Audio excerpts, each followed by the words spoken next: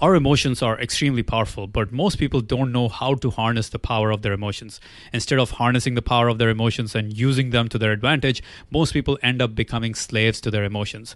Research has actually shown that when it comes to succeeding in life, your ability to manage and harness the power of your emotions is even more important than your IQ, your abilities, and your skill sets. So, if you want to do great things in this world, make sure to pay special attention to this video, as we will be talking about top 5 ways to manage and control your emotions and harness the power inherent in your emotions. We will be talking about a lot of great books on this topic, so make sure to take plenty of notes. Okay, coming in at number 5 is Name It to Tame It. This is a deceptively simple hack for managing your emotions, but it is extremely powerful. Here's what you need to do. Anytime you feel that you're in the middle of challenging emotions, just try to name the emotion you're feeling and give it a number. On a scale of 1 to 10, how intense is this feeling? Let's say you are in a meeting and one of those pesky colleagues of yours says something that really pisses you off. Normally, you would fly off the handle and fire something back. Instead, just take a moment to name the exact emotion you're feeling in that moment. Just do that in your mind. In this case, you would probably say, I'm feeling really angry right now. And the anger level is a 7. So as soon as you do that, you will feel a sense of control over your anger, something you did not have before. Now, why does this simple exercise work? Well, there's a very interesting scientific reason for why it works. When you are in the middle of that anger storm, you're going through what is called an amygdala hijack. The amygdala is the processing center of our emotions, and when that anger fires off, the amygdala gets completely engaged and does not let go of that emotion. However, in that moment, you need to bring control back to your prefrontal cortex, the executive part of your brain. The prefrontal cortex is the CEO of your brain in some ways, and it is responsible for decision making, information processing, and all the other executive functions of the brain. So the prefrontal cortex is the seat of language, numbers, reasoning, all that stuff. So when you try to name the emotion and give it a number, the amygdala is unable to do that because it does not understand language and numbers. It hands over the control to your prefrontal cortex, and suddenly you are back in charge. The CEO of your brain is back in charge, and you have effectively tamed that anger, that emotion. Okay, coming in at number 4 is one of the most powerful techniques that has actually been shown in clinical research studies to cure depression better than most prescription drugs out there. It is called cognitive behavioral therapy, and it is all about understanding the thoughts that lead to the challenging emotions and then changing those thoughts. So when you are going through a negative emotion, you have to ask yourself, what is the specific thought that is leading to this emotion? In the book Feeling Good, Dr. David Burns calls these thoughts ants, which stands for automatic negative thoughts. These ants are usually a result of distortion in our thinking, and there are 10 very well-known cognitive distortions we all suffer from, and all of these are explained in great detail in the book Feeling Good by Dr. David Burns. Now, cognitive behavioral therapy can be summarized in 3 simple steps. First, identify the ant, the automatic negative thought. Second, identify the cognitive distortion that led to the ant, the automatic negative thought. And then figure out the rational response to this automatic negative thought. Now, let me give you an example of how this works. A while back, someone left a very hateful review on one of my videos making fun of my accent. When I saw that review, I was very upset, sad, and disheartened. And when I tried to analyze what specific thought was causing me to feel sad and disheartened, I realized that I was telling myself, man, I put so much hard work, effort, and love into these videos, and these people just don't care. This really sucks. However, this thought was indeed a gross distortion. I was engaging in 2 very common cognitive distortions, disqualifying the positive and magnification and minimization. How was I disqualifying the positive? I was disqualifying all the positive comments on that video, nearly 20 other comments on the video, which were all very positive. And how was I magnifying and minimizing? I was magnifying the 1 negative comment while minimizing the positive 20 comments on the video. Now, the next step in cognitive behavioral therapy is to figure out a rational response to your automatic negative thoughts. So I wrote to myself, a lot of people love my videos and a few don't.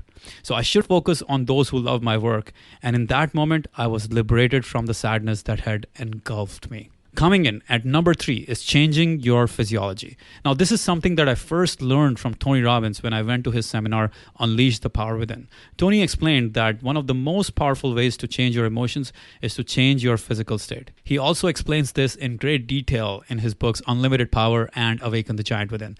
In the seminar, Tony actually made us walk on a 10 feet bed of red, hard burning coals, bare feet. Now, how did we do it? Well, one of the most important elements of that is body language. Tony taught us how to manage our body language in face of fear. So when I was standing face to face with that bed of red hot burning coals, I was not standing fearfully in a timid pose. I was standing tall with my head held high, my shoulders back, and occupying a lot of space. That had a very intense effect on my emotions. Instead of feeling scared, I was excited for this challenge, and I stormed across that bed of red hot burning coals bare feet. Wow.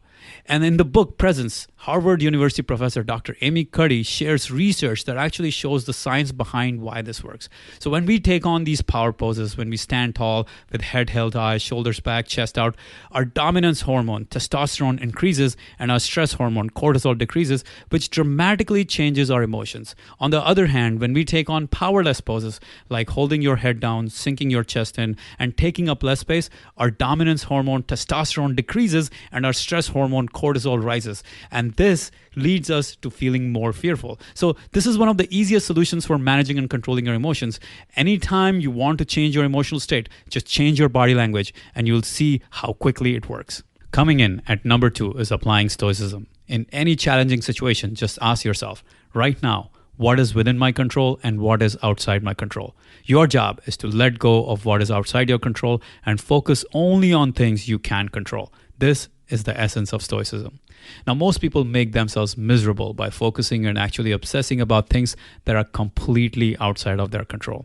3 of the greatest Stoic philosophers each talk about this idea in their books: Meditations by Marcus Aurelius, Discourses by Epictetus, and Letters to Lucilius by Seneca. In Discourses, Epictetus says, "When I see an anxious person, I ask myself, what do they want? If the person wasn't wanting something outside their own control, why would they be stricken by anxiety?" What he's saying is that we can only be anxious when we're obsessing about something that is outside of our control. But what is the use of obsessing over something that is outside of our control? Does it help in any way? Not really. So on the other hand, if it is within your control, what's there to worry about? All we need to do is take the next step. So let me give you an example of how to actually apply this idea. Let's say you want to talk to a beautiful girl, but you're anxious about what will happen if you go up to talk to her. So the first step in the process is to ask yourself, what exactly am I anxious about? Am I anxious about getting rejected, being made fun of everyone noticing me getting rejected, whatever it might be? The second step is to ask yourself, when I think about the things I'm anxious about, what is outside my control? You will always find that almost everything you're anxious about or nervous about or fearful about is outside your control. In this case, you cannot control the outcome when interacting with another person. You cannot control whether the girl will reject you or make fun of you. So what's the use of being anxious about something that you cannot control?